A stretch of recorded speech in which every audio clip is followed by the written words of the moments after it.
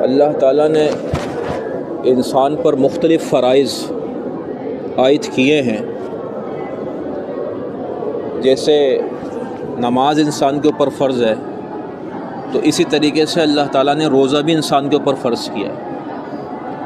اور الحمدللہ یہ رمضان المبارک کا مہینہ اللہ تعالیٰ نے ہم سب کو عطا فرما دیا، اور یہ 12 مہینوں کے اندر صرف ایک مہینہ اللہ تعالیٰ نے یہ اس امت پر فرض کیے ہیں کہ اس مہینے میں تمہیں روزے رکھنا ہے.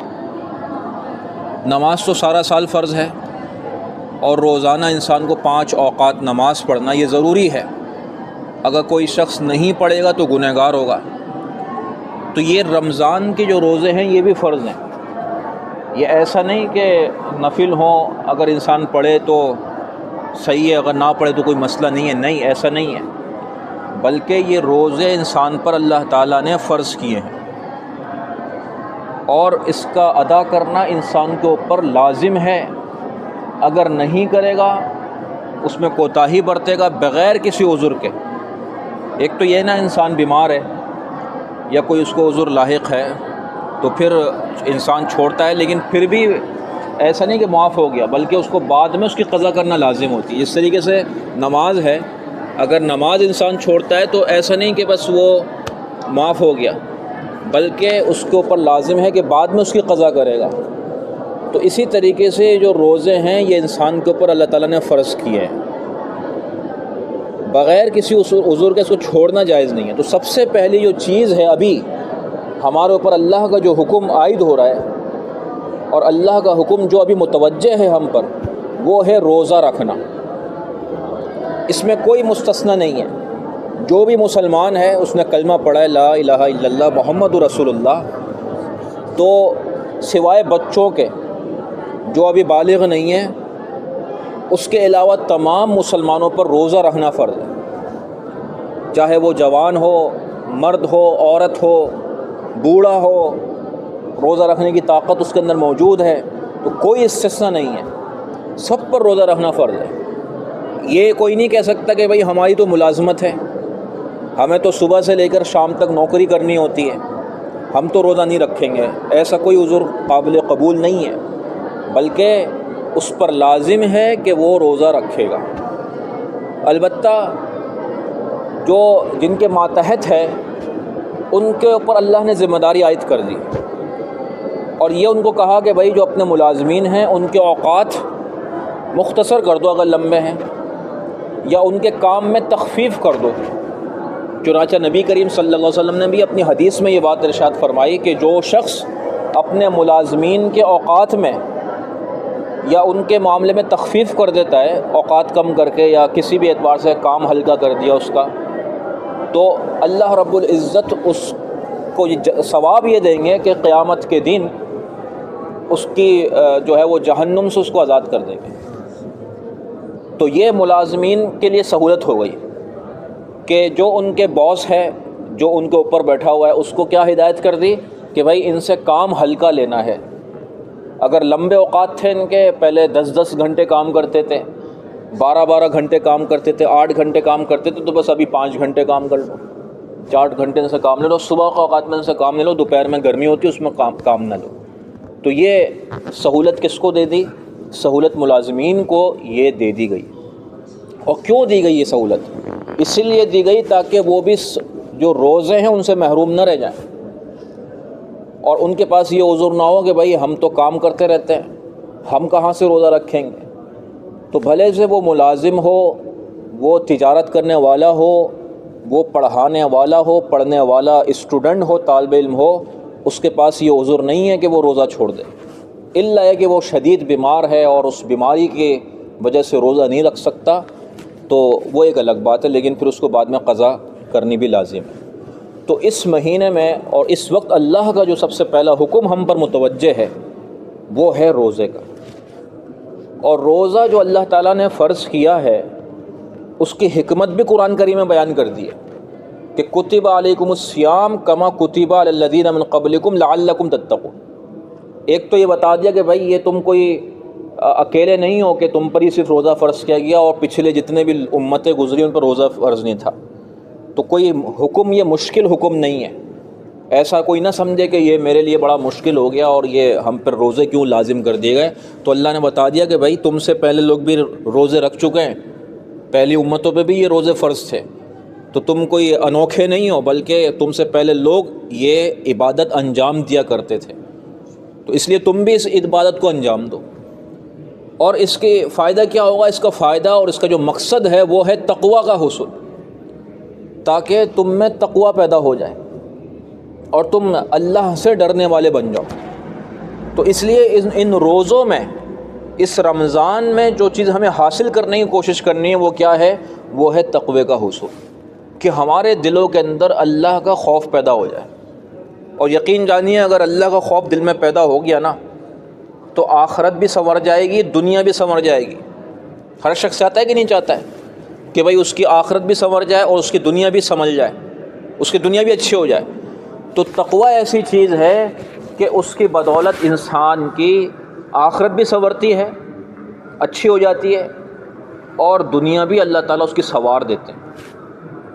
وَمَن يَتَّقِ اللَّهَ يَرْزُقْهُ مِنْ حَيْثُ لَا يَحْتَسِبُ، کہ جو اللہ سے ڈرتا ہے اللہ تعالیٰ اس کو ایسی جگہ سے رزق عطا فرماتے ہیں کہ اس کو گمان بھی نہیں ہوتا.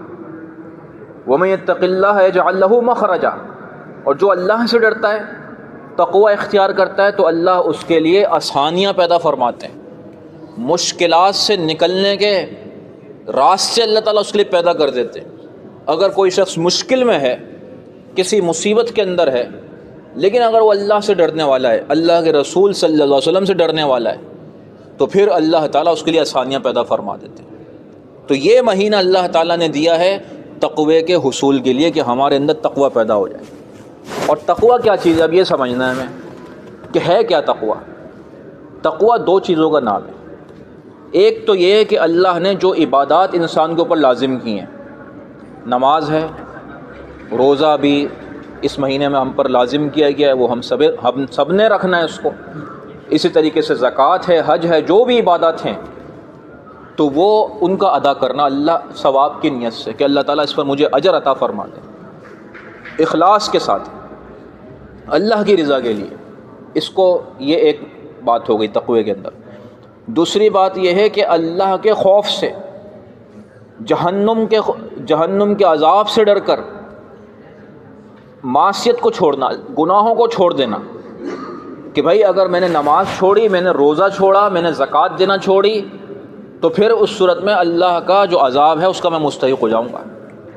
تو اللہ کے خوف سے انسان گناہوں کو چھوڑ دے، یہ کہلاتا ہے تقوی. دو چیزوں کا نام ہے. ایک تو یہ کہ عبادات کو انجام دینا، اس لیے کہ اللہ نے اس پر اجر کا وعدہ کیا ہے، اور اس کی اللہ کے اندر اللہ کی رضا اس معاملے میں، اس حکم کے اندر موجود ہے، یہ کام کرنا ہے. اور دوسرا یہ کہ جو اللہ تعالیٰ نے گناہ چیزیں قرار دی ہیں، کہ بھائی رشوت نہیں کھانا ہے، تمہیں سود نہیں کھانا ہے، تمہیں حرام نہیں کھانا ہے، حلال لقمہ اپنے پیٹ کے اندر ڈالنا ہے، ان چیزوں کا اہتمام کرنا اور گناہوں سے بچ جانا، یہ کہلاتا ہے تقوی. تو یہ اگر ہمیں حاصل ہو گیا تو ہم اللہ کے متقین بندوں میں شامل ہو جائیں گے. اور قرآن کریم کے اندر جگہ جگہ انسان کو تقوی کا حکم دیا گیا کہ اللہ سے ڈرو، اللہ سے ڈرو. جتنے بھی انبیاء علیہم الصلوۃ والسلام آئے تو انہوں نے اپنے امتیوں کو اللہ سے ڈرنے کی دعوت دی. کذبت قوم نوح المرسلین اذ قال لهم اخوهم نوح الا تتقون، الا تتقون. جس کو بھی دیکھو نوح ہے، اور پھر اس کے بعد ہود علیہ السلام آ رہے ہیں، صالح علیہ السلام آ رہے ہیں، شعیب علیہ السلام آ رہے ہیں، لوط علیہ السلام آ رہے ہیں. سب کے سب اپنی قوم کو فرما رہے ہیں الا تتقون، اللہ سے ڈرو. اللہ سے کیوں نہیں ڈرتے ہو تم لوگ؟ تو ہمارے لیے بھی یہی حکم ہے کہ اللہ سے ڈرو. 50 مرتبہ سے زیادہ اللہ تعالیٰ نے قرآن کریم کے اندر انسان کو تقوی کا اختیار کرنے کا حکم دیا کہ تقوی اختیار کرو، اس کے مطابق اپنی زندگی گزارو. تو اب یہ رمضان المبارک کا مہینہ اللہ تعالیٰ نے ہمیں عطا فرما دیا، اور اس کا مقصد بھی یہی ہے کہ ہمارے اندر تقوی پیدا ہو جائے. تو اس لیے میرے دوستو اس رمضان کے مہینے کی ہمیں قدر کرنی ہے، اور اس کے اندر جو بھی عبادات ہیں، سب سے پہلی عبادت تو جیسے میں نے عرض کیا کہ ابھی جو اللہ کا حکم ہماری طرف متوجہ ہے فمن شہد منکم الشہر فلیصم، کہ جس نے بھی رمضان کا مہینہ پا لیا اس کے اوپر لازم ہے کہ وہ روزہ رکھے۔ تو ابھی ہم سب نے روزہ رکھنا ہے، سب نے روزہ رکھنا ہے، اور یہ عزم کر لیں کہ 30 روزے ہمیں پورے رکھنے ہیں، پورے مہینے کوئی بھی روزہ، بھلے سے کچھ بھی ہو جائے ہمیں روزہ نہیں چھوڑنا، کچھ بھی ہو جائے ہمیں روزہ نہیں، ہر حال میں ہمیں روزہ رکھنا ہے، الا کہ کوئی بہت زیادہ بیمار ہو گیا تو الگ بات ہے، ورنہ نزلہ زکام کھانسی سب کو لگا ہوا ہے، یہ کوئی عذر نہیں ہے روزہ چھوڑنے کا، یہ کہ 4-5 گھنٹے میں کام کرنا پڑتا ہے، یہ بھی کوئی عذر نہیں ہے۔ اور اب تو سہولت ویسے ہی دے دی گئی ہے کہ صبح کے اوقات میں کام کرنا ہے اور وہ تھوڑا بہت کام کرنا ہے، بس 10 گھنٹے ہیں، اس کے بعد آرام ہی آرام ہے۔ آدمی اس لیے اپنا کام کر کے پھر آرام کرے اور روزہ اپنا مکمل کرے، یہ ایک کام تو یہ کرنا ہے اس مہینے کے اندر۔ دوسرا یہ کہ 5 وقت کی اوقات کی جو نمازیں ہیں اللہ نے ہم پر فرض کی ہیں، فجر، ظہر، عصر، مغرب، عشاء، ان نمازوں کو اپنے اوقات پر ہمیں انجام دینا ہے، ان نمازوں کو جماعت کے ساتھ مسجد میں ادا کرنے کی کوشش کرنی ہے۔ اس رمضان کے مہینے میں خاص طور پر اس بات کا اہتمام کرنا ہے، اور یقین جانیے کہ اگر آپ نے اس مہینے میں عبادت کا التزام کر لیا، اپنے اوپر تھوڑا سا جبر کر لیا، آتا ہے شیطان اور انسان کو طرح طرح کے وسوسے ڈالتا ہے کہ اب یہ کام ہے تمہارے پاس، ابھی وہ کام ہے، اور وسوسے ڈالتا ہے، انسان کو عبادت سے نکالتا ہے۔ لیکن انسان نے اگر اپنے اوپر کنٹرول کر لیا، بہت ساری چیزوں پہ کنٹرول کرتے ہیں کہ نہیں کرتے ہیں، بھئی بیمار ہو گئے تو کھانے کا کیا کیا دل نہیں چاہتا ہے، لیکن انسان کیا کرتا ہے، اس پر کنٹرول کرتا ہے کہ بھئی صحت ہمیں حاصل کرنی ہے اور اس بیماری سے چھٹکارا حاصل کرنا ہے، تو انسان اپنے نفس پہ کیا کرتا ہے، قابو کرتا ہے۔ تو اس مہینے میں اپنے اوپر قابو کرنا ہے، اور جو نمازیں ہیں اپنے اوپر جبر کر کے، زبردستی کر کے 5 وقت کی نمازوں کو ہمیں ادا کرنا ہے اس مہینے میں، یہ دوسرا کام کرنا ہے۔ اور تراویح کی ایک زائد عبادت اللہ تعالیٰ نے اس مہینے میں ہمیں عطا فرمائی ہے، 20 رکعت جو عشاء کی نماز کے بعد پڑھی جاتی ہیں، وہ بھی بہت عظیم عبادت ہے۔ عام طور پر اس سے غفلت ہو جاتی ہے، لوگ سمجھتے ہیں کہ بھئی 5 نماز پڑھ لیں وہ ہمارے لیے کافی ہے، تراویح کی کوئی ضرورت نہیں ہے، حالانکہ تراویح جو ہے وہ سنت موقدہ ہے، نبی کریم صلی اللہ علیہ وسلم اور صحابہ نے اس کو ادا کیا ہے، پابندی سے ہمارے سلف و صالحین نے اس کا اہتمام کیا ہے، اور اس کا بڑا اجر آیا ہے۔ اور حدیث شریف کے اندر آتا ہے کہ من قام ایمانا و احتسابا غفر له ما تقدم من ذنبه، کہ جو رمضان کی راتوں میں قیام کرتا ہے، یعنی تراویح کا اہتمام کرتا ہے، تو اللہ تعالیٰ اس کے تمام گناہوں کو معاف فرما دیتے ہیں۔ اتنا بڑا اجر ہے کہ اگر 20 رکعت آپ نے روزانہ پڑھ لی تو جب آپ فارغ ہوں گے رمضان سے، ان تراویحوں سے، تو اللہ تعالیٰ آپ کی مغفرت کر چکا ہوگا۔ تو اس لیے تراویحوں کا اہتمام کرنا ہے۔ اور چوتھا جو کام کرنا ہے وہ یہ ہے کہ تلاوت قرآن کریم کا اہتمام۔ یہ مہینہ قرآن کا مہینہ ہے کہ انسان اس کے اندر کچھ معمول بنا لے، اور جن لوگوں نے قرآن کو سیکھا نہیں ہے ابھی تک، قرآن ان کو پڑھنا نہیں آتا، تو بھائی اللہ کے واسطے وہ اس کی فکر کریں کہ ہم اس قرآن کو سیکھیں۔ ابھی کتنی بڑی ہمارے لیے ایک وہ ہوگی، قابل جس کو کہنا چاہیے کہ شرم بات بھی ہوگی کہ بھائی ہم اس ماحول کے اندر رہتے ہیں، مدرسے میں ہم رہتے ہیں، وہاں پر کام کرتے ہیں، لیکن ہمیں قرآن پڑھنا بھی نہ آتا ہو۔ اگر ہم کہیں اور ہوتے، یونیورسٹی میں ہوتے، یا کسی سڑک پر وہ کام کر رہے ہوتے، یا کسی فیکٹری میں جا کے کام کر رہے ہوتے، تو ایک بات بھی تھی۔ اب ہم مدرسے کے اندر ہیں جہاں پر صبح شام قرآن کریم سکھایا جا رہا ہے، یہاں پر کام ہی کیا ہے؟ ادھر تو قرآن کریم کی کوئی تلاوت ہے، قرآن سکھایا جا رہا ہے، سیکھا جا رہا ہے، حدیث ہے وہ پڑھائی جا رہی ہے، بس دینی علوم ہی ہیں یہاں پر، تو اور تو کوئی کام نہیں ہے ادھر۔ اس ماحول میں رہتے ہوئے بھی قرآن نہ آیا ہمیں، تو آپ بتائیے پھر کیا حال ہوگا ہمارا؟ اور بہت شرم کی بات ہوگی، یہ تو ہمارے لیے کوتاہی کی بات ہوگی، غفلت کی بات ہوگی۔ اس لیے جس شخص نے قرآن ابھی تک نہیں سیکھا ہے وہ فکر کرے کہ میں کسی طریقے سے قرآن سیکھ جاؤں، اور جو لوگ قرآن پڑھے ہوئے ہیں بہت مبارک، اللہ تعالیٰ ان کے برکت عطا فرمائے، تو وہ قرآن کا اہتمام کریں اور قرآن پڑھنے کا اہتمام کریں۔ روزانہ 1 پارہ ہو یا آدھا پارہ ہو، 1 پاؤ ہو، لیکن ناغہ نہ کریں کسی بھی دن، روزانہ کچھ نہ کچھ تلاوت قرآن کریم پڑھیں۔ اور قرآن کریم جو ہے نا وہ بھی پڑھنے کے آداب ہیں، جس طریقے سے نماز پڑھائی جاتی ہے اس کی کچھ شرائط ہیں، وضو کے بغیر نماز ہو سکتی ہے؟ وضو ضروری ہے کہ نہیں ہے؟ اسی طریقے سے قرآن کریم پڑھنے کا بھی ایک طریقہ ہے، وہ ضروری ہے، اس طریقے کے مطابق قرآن کریم پڑھا جائے۔ تو اس لیے یہ معلوم کر لیا جائے، قرہ حضرات ہیں، دوسرے حضرات ہیں، اپنے اندر فکر پیدا کی جائے اور ان کو اپنا قرآن سنایا جائے کہ بھائی میرا قرآن صحیح ہے کہ نہیں ہے۔ اور اگر وہ کہیں گے ٹھیک ہے تو ٹھیک ہے، اگر نہیں ہے تو پھر فکر پیدا کریں گے بھائی میں نے جو قرآن کریم سیکھا تھا اس میں یہ غلطیاں ہیں، مجھے وہ قرآن کی غلطیاں اپنی صحیح کرنی ہیں۔ تو قرآن اچھی طریقے سے پڑھنا، تجوید کے ساتھ پڑھنا، وہ کوئی مشکل کام نہیں ہے بھائی، ہر کام دنیا کا سیکھ جاتے ہیں کہ نہیں سیکھ جاتے ہیں، پلمبری بھی سیکھ جاتے ہیں، الیکٹرک کا بھی کام سیکھ جاتے ہیں، ہر کام سیکھ جاتا ہے انسان، تو قرآن کریم نہیں سیکھ سکتا؟ وَلَقَدْ يَسَّرْنَا الْقُرْآنَ لِلذِّكْرِ فَهَلْ مِن مُدَّكِرٍ، اللہ نے تو قرآن کو آسان کر دیا ہے، تو اس لیے قرآن کریم بھی سیکھ سکتا ہے، لیکن شرط کیا ہے کہ انسان کے دل میں جذبہ ہونا چاہیے، انسان کے دل میں فکر ہونا چاہیے، فکر پیدا ہو جاتی ہے کسی بھی چیز کی تو پھر انسان کے لیے کام کرنا آسان ہو جاتا ہے۔ تو اس لیے چوتھا یہ کام کرنا ہے کہ ہمیں قرآن کریم کا اہتمام کرنا ہے اس مہینے کے اندر۔ اور پانچواں اور آخری کام جس سے کوئی مفر نہیں ہے اور ہر شخص کے ذمہ ہے اور ہر حال میں ذمہ ہے، وہ ہے گناہوں سے بچنا، کہ خاص طور پر اس مہینے کے اندر، اس مقدس مہینے کے اندر، جس کے اندر ایک ایک نیکی کا ثواب اللہ نے بڑھا دیا۔ اگر نفل پڑھ رہا ہے تو اس کا ثواب فرض کے برابر ہے، فرض پڑھ رہا ہے تو اللہ نے اس کا ثواب 70 فرضوں کے برابر کر دیا ہے۔ ایک سبحان اللہ کہہ رہا ہے تو اس سبحان اللہ کا ثواب اللہ نے زیادہ کر دیا۔ عام دنوں میں وہ ثواب کم ہے، لیکن جب سبحان اللہ یہ اس مہینے میں کہے گا اس کا ثواب بھی زیادہ ہے۔ تو اس لیے ہر چیز کا ثواب زیادہ ہے، تو ایسے موقع کے اوپر اور ایسے ایام کے اندر کہ جو فضیلت والے ایام اس میں گناہ کرنے کا جو وبال ہے وہ بھی زیادہ ہوتا ہے۔